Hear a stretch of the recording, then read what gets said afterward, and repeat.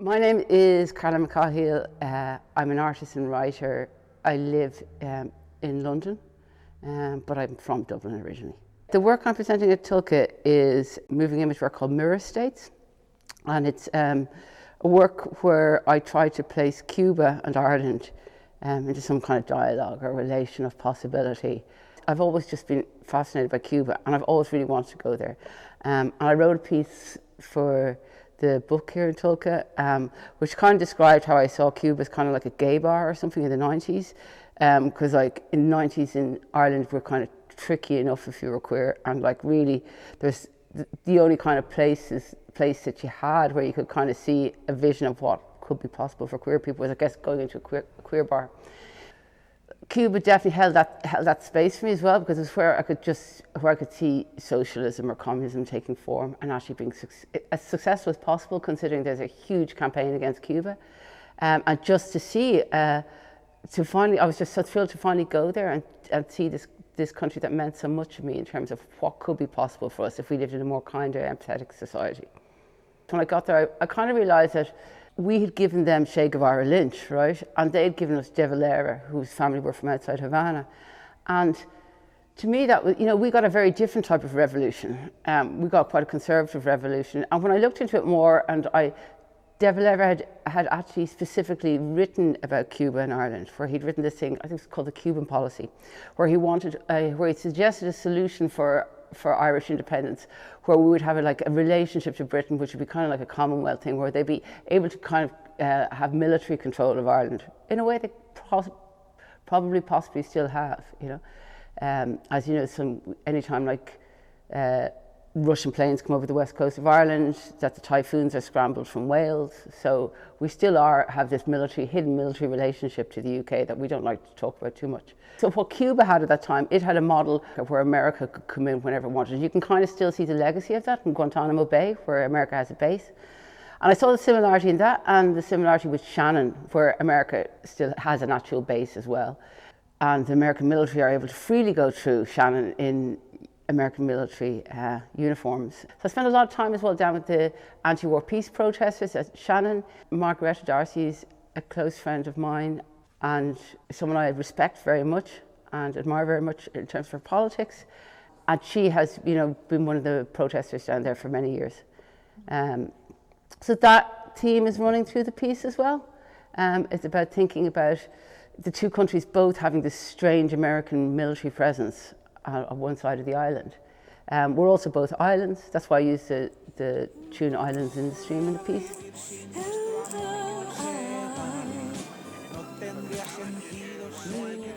So yeah, it was just kind of finding these kind of strange correlations. And then the other thing that I thought was really interesting was when I went to Cuba, it was like the revolution was always happening. Like everywhere you went, there was kind of banners or posters or music about it, and there was a real vibe still. In Ireland, I was just like going, where do we commemorate our revolution, right? If you ask people in Dublin, where's Markowitz's statue, they really don't know. And there's a tiny one in Stephen's Green.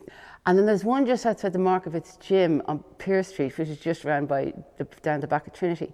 And it's just a traffic filled place, where she's looking out just on cars going past. And there's no sense of it being a space where people could gather, commemorate her, think about her ideas, be a community around the memorialization of Markowitz. She has traffic going past her. It's actually a bit of a disgrace, really. And the same goes for James Connolly as well. He's under a railway bridge looking out at one of the busiest junctions in town, in Dublin, just around where the Union building is, the Symphony building. And that, again, is just a total disgrace, I think.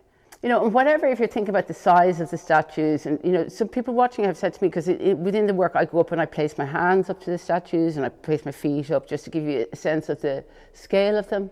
My take on that was to show you just how ordinary the size of these statues are compared to the size of statues in Cuba for their heroes of the revolution. But there was a different take where somebody said, it makes it more relatable that they're that size. So whatever about the size of them, though, there's no sense of there being a space where we can gather as a community around these people, the memorialization of Connolly or Markowitz or any of the other leaders of the revolution, right? There's just no memory of them in Dublin town, in the capital city, that's just a crazy thing for me. if we can't be proud of what was a socialist revolution, that's another thing we forget, right? It was an absolutely socialist revolution. If we can't be proud of that and we can't memorialize it properly, like where can we go? So that was it. It was kind of like we can take lessons from Cuba, you know? We really can. And when I went to Cuba as well, I didn't see any homeless on the streets of Havana. Isn't that like just miraculous? Like, and the healthcare system is fantastic. Even though they are completely blockaded, there's a trade block going on them for years and every year the UN declares it illegal, and every year America and Zionist Israel vote to keep Cuba blockaded, right? It's just a tragedy. I remember people in the 90s bringing over medical kit and everything for them, you know. But they're still managing. They made their own vaccine in COVID, and they send people all over the world. Anytime there's somebody has a humanitarian crisis, Cuba sends out teams of doctors. It's a fantastic achievement for a country that's being so done over by American imperialism. Within the piece as well, I showed the tents in Dublin, of the homeless tents. And that was important to me because I think, you know, in some ways it makes my piece a little bit didactic, right? But then I went, you know what? You come to Dublin and you're just absolutely normalised to these tents. Like it's something that's just in a city and it's fine, there it is. It is not normal. And I'm going to put it in a film. I want us to know that, you know what I mean? It's like we need to think, this just can't be part of the street furniture, people becoming part of street furniture. We need to actually go, what the hell? You know, every time I come into Dublin, I just go, Jesus Christ, like what is going on here? So yeah, it was important for me to bring that in. And I don't have a fear of being didactic on it because it's just, I can't believe that we just accept it. Somebody has said to me that Cuba, since I've been there, has got like the first time it started having homeless people because it's being so badly affected by the blockade. But over there, they're coming from, and I believe the Cubans are very upset about it because it's like if they're coming from a position there where housing is a human right. You know, we're not talking about a market economy or anything like that. It's just, you have an absolute human right to housing and you have a human right to healthcare. In the piece also, I kind of showed, you know, that there isn't much in the shops over in Cuba. A lot of that is the effects of the blockade though. And even though if it's not the effects of the blockade, we have way too much stuff. So obviously I contrast it with the amount of crap on eBay and just like the tat in the shops in Dublin. Just like, we don't need any of the stuff that we're accumulating or we have. The things that we do need, which is looking after people, which is like housing and healthcare, we just have let fall away. So yeah, I guess it was about looking to Cuba as somewhere that can teach us, because we're just always looking to America somewhere, you know, for our inspiration, where we could be as a people.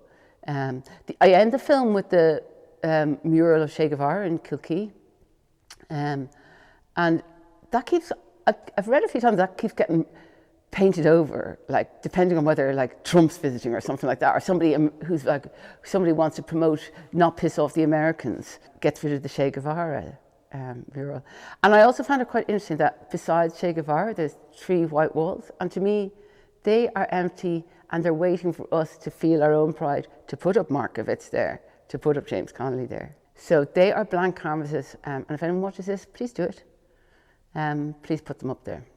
Che Guevara is looking out to sea, and in my mind, he's looking out towards Cuba and showing us kind of where to look for inspiration. I was also kind of very interested in the idea of a mirror, because I wondered what we had when we didn't have mirrors. We all, you know, we had to rely on other people to tell us what we looked like. If we didn't live near a lake or a river or a sea where we could see our reflection, other people told us how we appeared to the world. And I thought that was kind of interesting. So that was a theme that was kind of influencing me as well, about getting a sense of reflection within the country.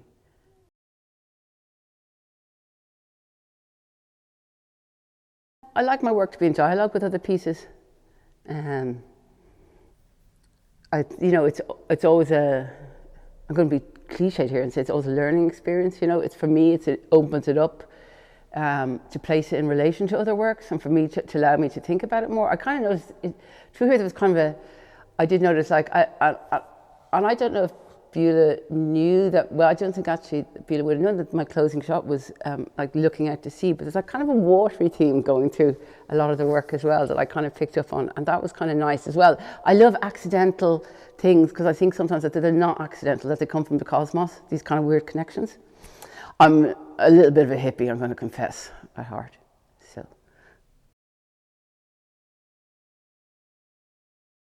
When making work, I'm always conscious that you don't need to have some like heavy academic background or anything like that to come in and get something from my work. I like it to be non-exclusionary. I like that anyone can walk in and get a vibe off it. You can get your own approach and your own way into it. And it's not about having read a load of theory or a load of knowing a load about politics or anything like that. It's from your own lived experience. You'll be able to walk in and get a vibe off it, I think. And that's kind of an important part of how I make work as well.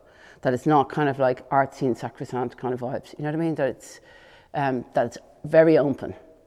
I don't like the demarcation of that's not, everyone can come in and have a look and get something and understand and hate it, like it, whatever. Yeah. Sing along, whatever you want to do.